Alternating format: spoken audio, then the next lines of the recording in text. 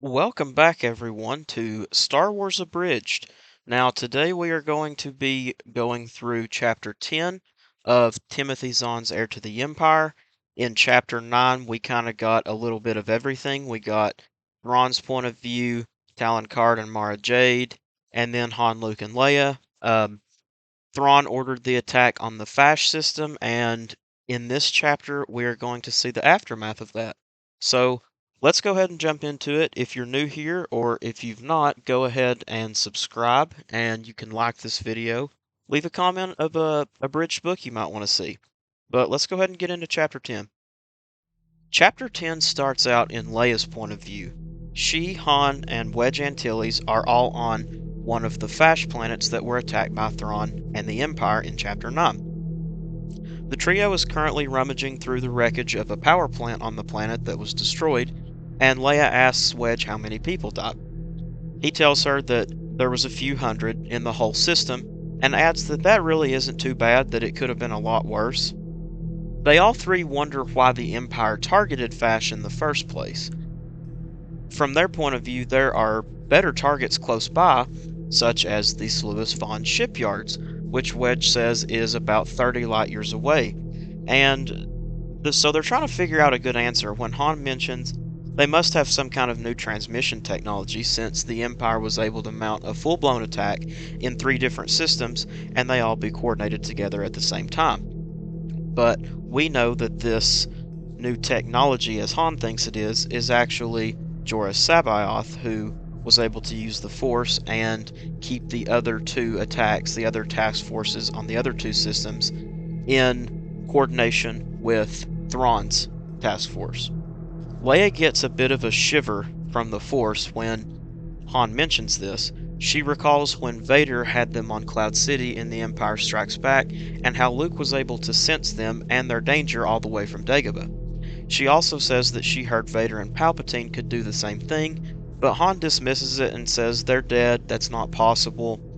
And then Leia has a sinking feeling and suggests that the Empire may have found a dark Jedi.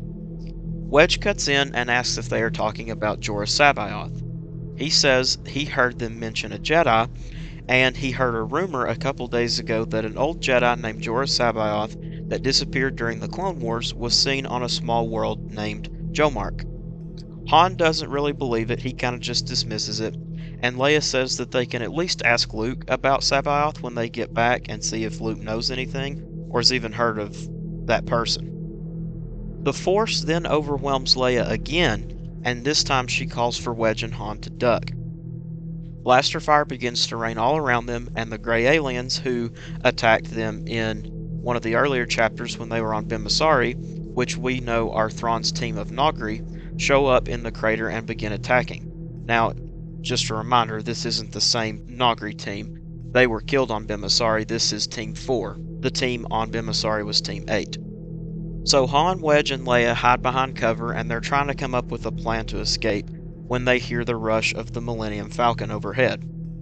Han cheers that Chewie must have heard the commotion and come to the rescue, but after the ship touches down between them and the Nagri, and Leia can't sense Chewie's presence, and it isn't using the gun on the underside of the hull to attack the Nagri, Han says they must have found another YT-1300 freighter that is identical to the Millennium Falcon to set a trap to lure them aboard.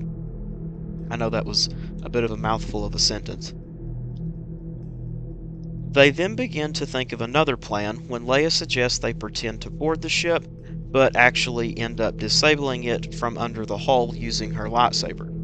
Han and Wedge agree as they see no better idea, and Leia lets Han have her lightsaber while she and Wedge lay down cover fire up the ship's ramp. Han disappears for a moment, and there is a huge shockwave. It sends them to the ground, and Han walks around to the bottom of the ramp after being underneath the ship. He says that he cut the coolant lines to the ship's main drive, and it is releasing a toxic gas up into the ship and into the air above. All of a sudden, another shockwave comes, and Leia gets very scared. She thinks the ship is exploding, but then they see an escape pod was launched. Just a moment later, Leia asks what they should do, and Han points out that there are 3 X-Wings incoming in attack position. They start shooting, and Leia realizes that Han released the gas not only to disable the ship, but to send up a warning signal, and it worked perfectly. Han, as a callback to A New Hope, says sometimes he still amazes himself, and the line that is calling back to in A New Hope is when he says, quote, "Sometimes I amaze even myself." We then switch to Han's point of view for the rest of the chapter, and this takes place a few minutes after these attacks, I suppose. He is up in the Falcon talking to Admiral Akbar about what just happened. Akbar says they are doing everything they can on Coruscant to figure out how the Empire knew Han and Leia would be on Fash. Han says that there can't be that many people that knew because it was a secret mission and it was put together so quickly, but Akbar theorizes that there could be hundreds, which makes Han very uneasy. They get into a bit of a verbal argument about keeping Leia safe, and Akbar suggests maybe she should return to Coruscant, but Han says that she might not even be safe there if people within the New Republic know that they're going to these planets like Fash and can tell the Empire. What's to stop the Empire from getting people inside the New Republic's security and doing harm to Leia there? Just the mention of this really sets Akbar off, and he more or less hangs up on Han. Leia comes into the room just as Han is done talking to Akbar, and she doesn't have a great feeling about the politics of the New Republic right now, and she also doesn't have a good feeling about some of the New Republic's leaders, although she doesn't say names, but she kind of alludes to Thalia. She then says that the rebuilding of Fash is going to take some time, but that they can't do anything more on the planet. It will have to be monitored from Coruscant.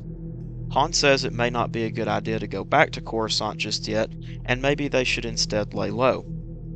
Leia says she has too many duties to go off right now, and Han suggests maybe they find a world with a diplomatic station, that way she can stay in touch with the New Republic, still do her duties, and still be somewhere where no one knows that she is. She asks how they could possibly find a way to not let the planet's ambassador know, so that word couldn't get back to the New Republic or even to the Empire about where she is. And in order to stay in contact with the New Republic and be on one of these worlds with a diplomatic station, they would need the station's encrypt code, which is something that is kept very secret within the planet's government. Han says there are people that specialize in slicing encrypt codes. They would just have to pay that person. He says that he knows some people that could, but the Empire could already be watching them. They will need to find another person that they trust that has their own list of encrypt slicers to not leave a trail. Han calls Wedge over the comms and tells him that they're leaving and to not let anyone know until they've already gone. Wedge understands and confirms, and Han then tells Chewie to get 3PO and get the ship ready for takeoff. Leia asks if she can know where they're going, and Han says they're off to find someone that would have their own list of illegal encrypt slicers. Leia has a sneaky suspicion of who Han is referencing, and Han confirms that it is an, quote, upstanding citizen, former war hero, and honest businessman, Lando Calrissian. So that is a wrap on Chapter 10 of Timothy Zahn's Heir to the Empire. This was solely a Han and Leia chapter. Those were really the only two major characters that we saw in this one, but a pretty big chapter nonetheless.